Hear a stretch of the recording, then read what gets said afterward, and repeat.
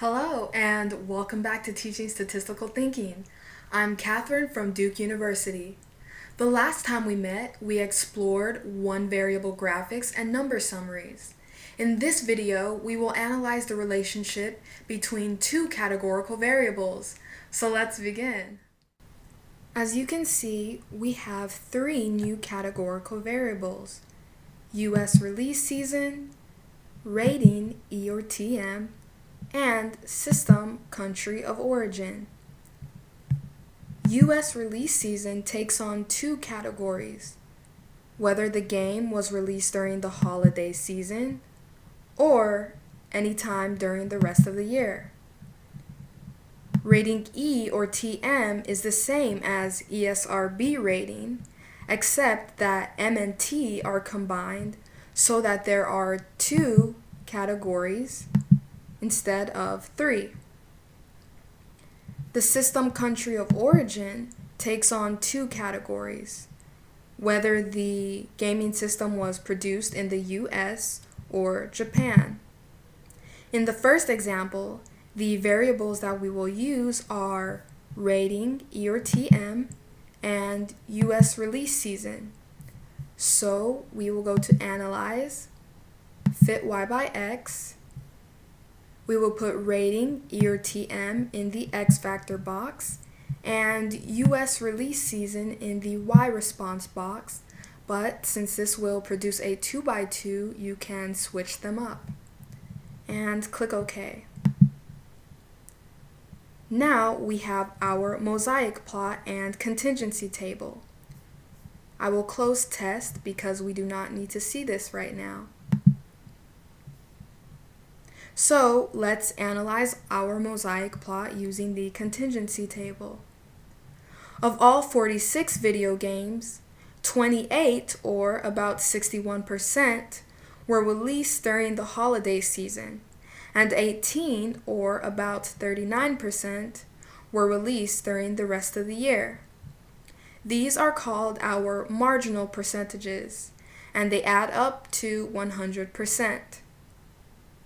Of all 46 video games, 27, or about 59%, were rated everyone, and 19, or about 41%, were rated teen or mature. These are also marginal percentages and still add up to 100%. They are represented by the width of these rectangles. Now, what do these figures mean? The count is the total number of games in each category or categories. Of all 46 video games, about 28% were released during the holiday season and rated everyone. This is an example of a total percentage. Of the 18 games released during the rest of the year, about 22% were rated teen or mature. This is an example of a column percentage. Of the 19 games rated teen or mature, about 79% were released during the holiday season. This is an example of a row percentage. Note that the row percents sum to 100% within each row, and the column percents sum to 100% within each column. The proportions shown in our mosaic plot are row percentages. 52% of games rated everyone were released during the rest of the year, and 48% were released during the holiday season, while 21% of games rated teen or mature were released during the rest of the year, and 79% were released during the holiday season. So, are rating E or TM and US release season related? Let's look at our contingency table.